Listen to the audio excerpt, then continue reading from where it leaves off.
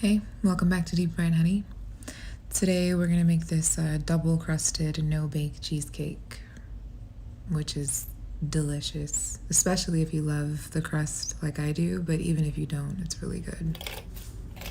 So you'll start by taking an entire box of graham crackers. This is like 27 full sheets of Nabisco graham crackers, and pulverize those. I use my food processor, but you can kind of beat them to death in a plastic bag if you like. Just make sure they're really, really fine.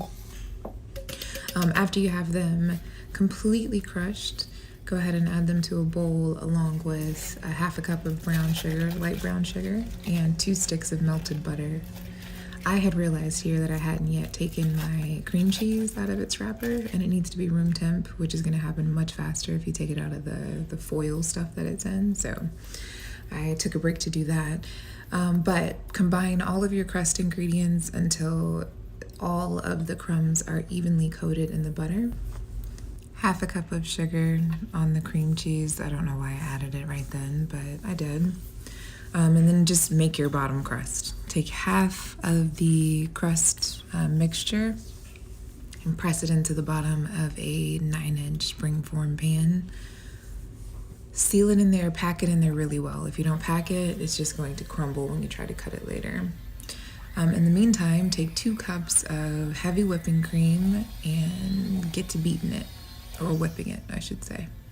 Whip it for about 5 minutes until stiff peaks form. At the same time, if you can, you want to cream together that half of cup of sugar and the 3 blocks of cream cheese.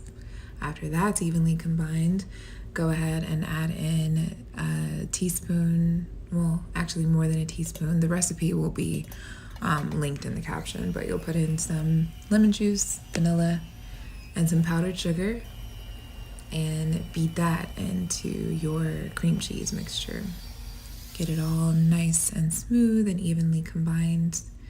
And then you're going to fold in your whipped cream.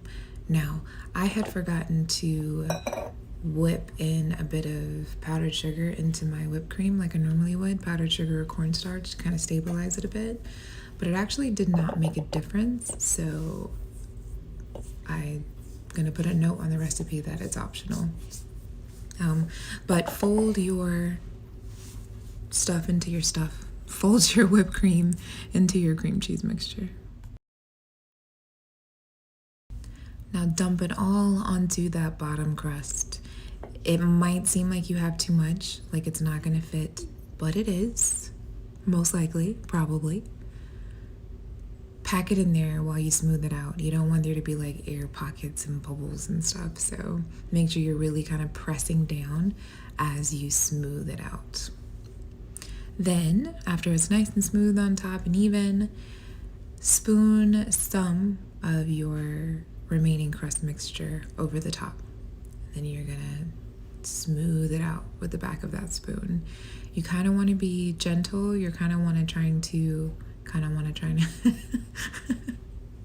I really need to do this voiceover over, but I'm lazy and I'm not gonna. So once you have enough of the crumbs on the top and you're smoothing kind of as you go, you're really going to press it in to the top layer of the cheesecake.